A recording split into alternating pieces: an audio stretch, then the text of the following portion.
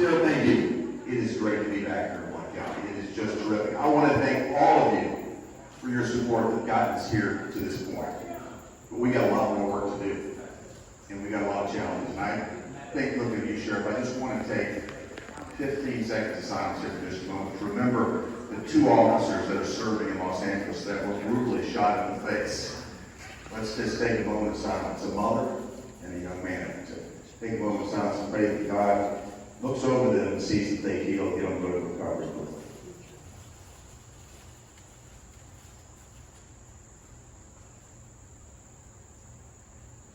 Thank you. You know what's happening around the nation, what happened in Los Angeles? It's just beyond our comprehension right here in Blount County, here in Tennessee. Where you'd have an incident like that, where someone would go up and brutally shoot 2 officers in the face, and then you would have rioters come out and actually say, well, we hope they die, or a little bit worse than that. Where they'd actually try to block access, the ambulance try to block them from emergency room care. I would never dream that could happen in the United States of America, yet it is. And it's never been more clear to me, and I think more clear to all of us, that we've got to stand with law enforcement. And Sheriff, you know this, I'm with you 120%. And as your next year,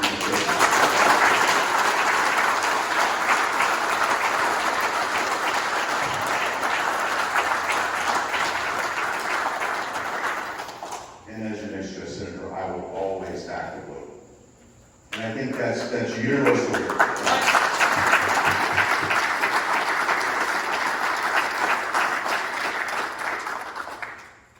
We've also got some serious challenges ahead with our economy. You think about our small and medium-sized businesses that have struggled so much through this pandemic. No fault of their own. This virus is brought to us by China, but these businesses have been shut down. They've been hurt in ways that they never planned on. We've tried to step up, we've tried to provide relief, we've tried to do what we can to help them navigate this, but we've all got to pull together and help our small and medium-sized businesses in particular navigate through this. Blount County is blessed. You've got great companies here like Enso, like Alcoa, you've got a great economy here. We've got big challenges all across this state. And the president has appointed me to be a member of his Economic Recovery Task Force to work on this. What are we trying to do? We're trying to accelerate our recovery out of this faster than otherwise would be the case. We try to get relief for our small and medium-sized businesses, but we're trying to do everything we can to get our economy moving again faster. And we're beating projections, we're beating expectations. But again, we still have a lot more work to do. I've been focused on the task force trying to get further regulatory relief and shorten permitting timelines so we can see all the projects that are in the pipeline accelerate. That's going to spur economic development growth. And the other thing I've been focused on is China. We can no longer be dependent on China for things like our medical supplies, our antibiotics, our high technology. We've got to get to China.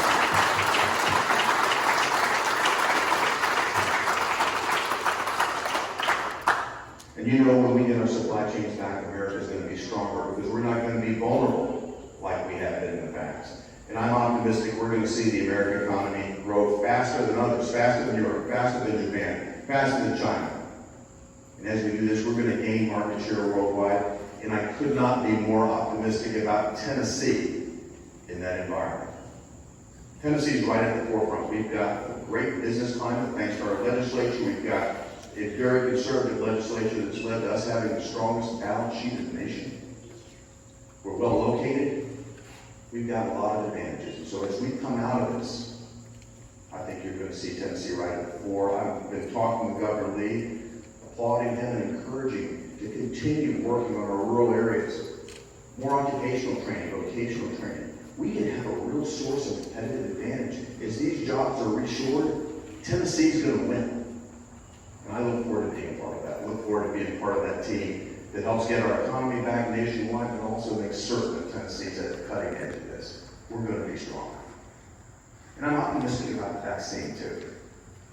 The president put in place an unprecedented fast-track process. The last time I checked, 97 vaccines are in the FDA fast-track process. 3 of them are so promising they're in human trials right now. I'm very optimistic that we're going to get ahead of this this virus, that we're going to put it down. We're going to come through this a stronger nation in the long run. But let's not forget, we got a lot of wood to chop in the meantime. We got a lot of companies that are suffering. And as your next United States Senator, I'm going to be very focused on helping them, helping all of you. Let's get this economy going again. Yeah.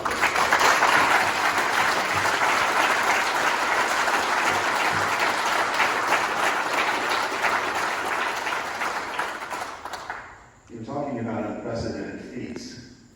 Have they been watching what's happening in the Middle East? Yeah. I mean, what the president has done with these deals with the United Arab Emirates, I mean, think about it. Just one deal like this would be the accomplishment of an entire administration. In 1 month, he's gotten 2 of them, Bahrain as well. And I'm optimistic that more are going to come on board. And as this begins to happen, as the world begins to see that the route to peace is through the Middle East, the president has seen this, and he's followed this. But as this continues to happen, I think what we're going to see is the world overall become a much safer place. But for it to happen, we've got to make certain we re-elect President Trump. We've got to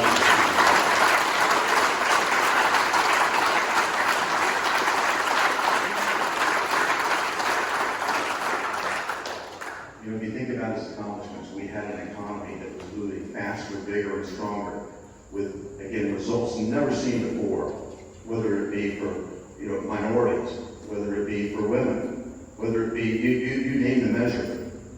Our economy was growing stronger and faster than ever before this pandemic hit.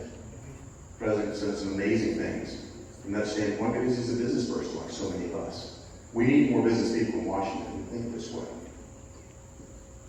But he's also been able to come in and take his pragmatic business approach and get things done that people said were impossible. He moved our embassy to Jerusalem. When previous administrations, both Democrat and Republican, promised to do it, he actually stepped up and did it because he could see it was the right thing to do. Now with these peace agreements, everything that he's doing, he's demonstrating to the world that we stand with our allies. I served as our ambassador to the strongest ally we have in the world, perhaps next to Israel, that's Japan. It's a pretty tough neighborhood out there, when you think about it. You've got North Korea, China, and Russia right there at your doorstep. Standing strong was my mission, that was our motto. And we've been able to do it. Think about how things changed with North Korea after this administration came into existence. How we stood up. Think about how China has finally been pushed back. We cannot allow a Joe Biden administration to come in and tear all of that down. We've got to get President Trump elected.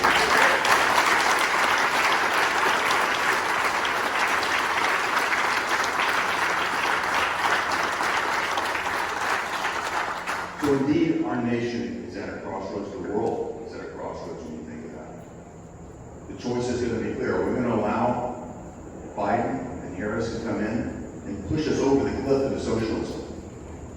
Law and order to the wind, the economy destroyed, and our international posture crushed and brought back to the days of leading from behind? Are we going to continue to strengthen our economy and strengthen our posture in the world and bring law and order back to this nation? The choice could not be more clear. A journalist asked me earlier on the way in, why was I here tonight? How important is this? And I tell you, you always hear this. I see Congressman Duncan there. Every election is, this is the most important election that we've ever had. And this does feel like it's the most important election that we've ever seen as a nation because we are at the precipice. We've got to get out and vote. We need to remove the Democrat talking point of, hey, you guys lost the popular vote. Tennessee's got to turn out and deliver as many votes as we possibly can for President Trump. I certainly will benefit from that too, and I thank you for all of that.